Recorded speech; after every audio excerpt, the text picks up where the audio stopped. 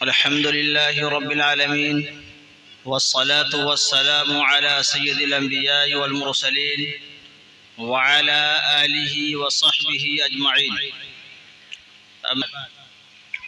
فأعوذ بالله من الشيطان الرجيم. بسم الله الرحمن الرحيم. الرحمن علم القرآن خلق الإنسان علمه البيان. وقال تعالى: هل يستوي الذين يعلمون والذين لا يعلمون؟ قال النبي صلى الله عليه وسلم: خيركم من تعلم القرآن وعلمه. جلسے کی صدارت کر رہے صدر محترم، اسٹیج پر تشریف فرما علماء، ائمہ، حفاظ، قرائے کرام، دانشوران نظام، سامعین و ناظرین و حاضرین، السلام علیکم ورحمۃ اللہ وبرکاتہ. میں اپنی بات شروع کرنے سے پہلے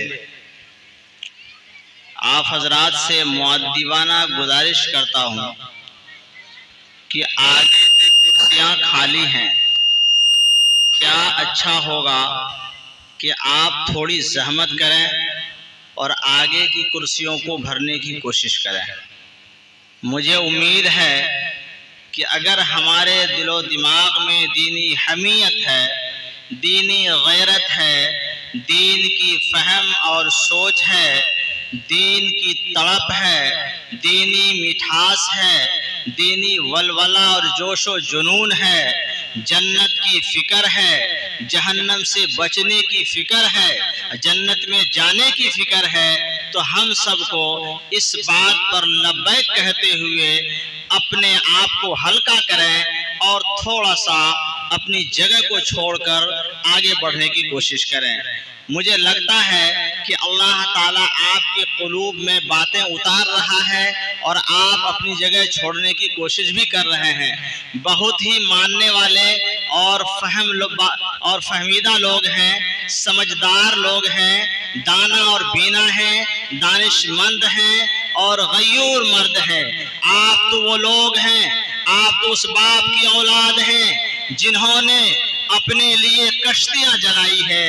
آپ تو اس باپ کی اولاد ہیں جنہوں نے اپنے آپ کو سر کو تن سے جدا کرنے کے لیے منٹوں نہیں سیکنڈوں نہیں لگنے دینے والی نسل کی اولاد ہیں.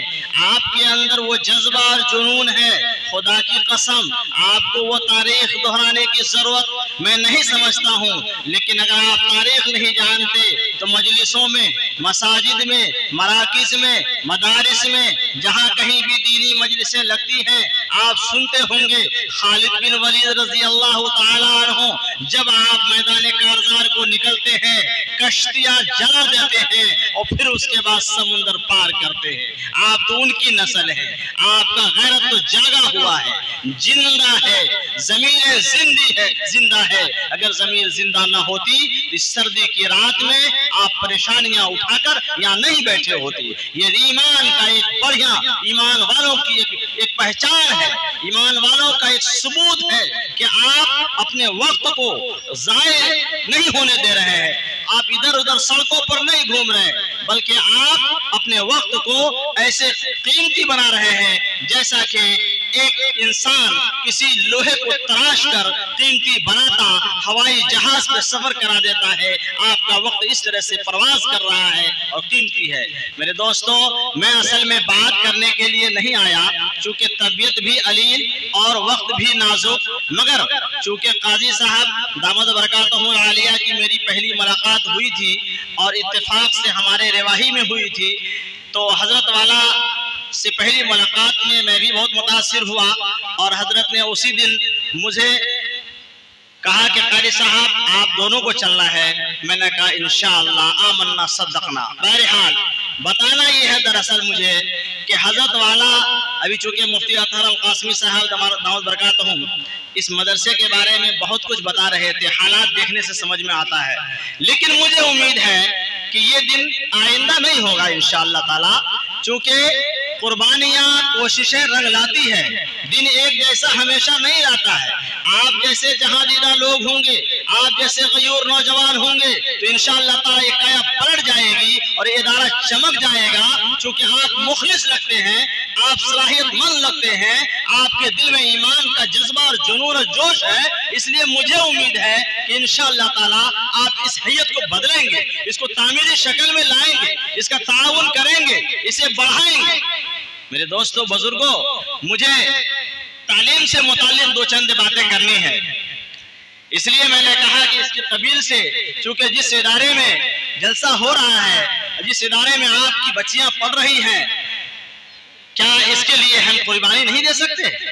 دیتے ہیں، دے رہے ہیں۔ یہ قربانی کی ایک نشانی ہے کہ آپ یہاں تشریف فرمائیں، آپ زندہ دل ہیں۔ انشاءاللہ آگے بھی آپ سے یہ امید رکھتے ہیں کہ انشاءاللہ ادارے کو چمکانے کی ہر ممکن آپ کوشش کریں گے۔ کیا اس کے لیے ہم لوگ تیار ہیں بھائی؟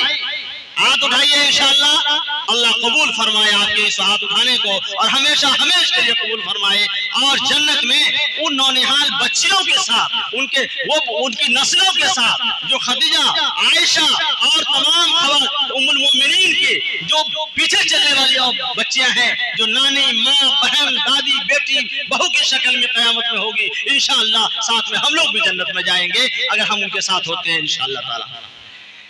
مجھے بات یہ کرنی ہے، مجھے تعلیم سے متعلق بات کرنی ہے کہ جس تعلیم کی ضرورت تھی، قاضی صاحب دامت برکاتہم العالیہ نے وہ کوشش شروع کر دی ہے اپنے علاقے میں، اور جگہ جگہ علماء کرام کر بھی رہے ہیں، اور ہم سب کو مزید کوشش کرنی ہے۔ میں نے قرآن کریم کی ایک آیت پڑھی ہے، اور تعلیم کی اہمیت اور تعلیم کے بارے میں رب العالمین نے جو کہا ہے، میں ادھر جانا چاہتا ہوں۔ سورہ فرقان کی آیت نمبر 60 میں اللہ تبارک و تعالی نے رحمان کو سجدہ کرنے کی بات کہی ہے، رحمان کو سجدہ کرنے کی بات کہی ہے، تو اس وقت کفار مکہ نے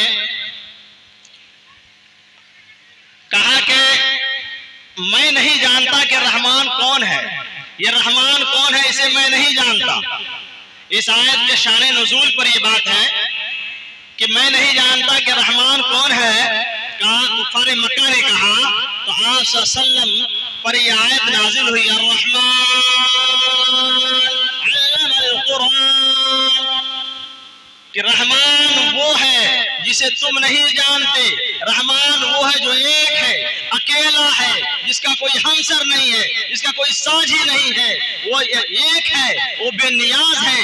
قل هو اللہ احد، اے نبی صلی اللہ علیہ وسلم آپ کہہ دیجئے اللہ ایک ہے، اللہ ایک ہے، اللہ ایک ہے، اس کے سوا کوئی معبود نہیں ہے۔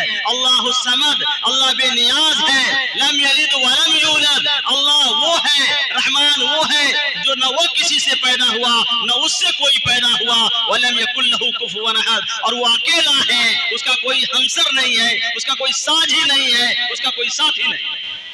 رحمان وہ ہے، رحمان وہ ہے جس نے زمین کو بنایا، آسمان کو بنایا، چاند کو بنایا، سورج کو بنایا، کائنات کو بنایا، ذرہ سے جبریل تک کی تمام چیزوں کو بنایا، رحمان اسے کہتے ہیں۔ کہا کہہ دیجئے رحمان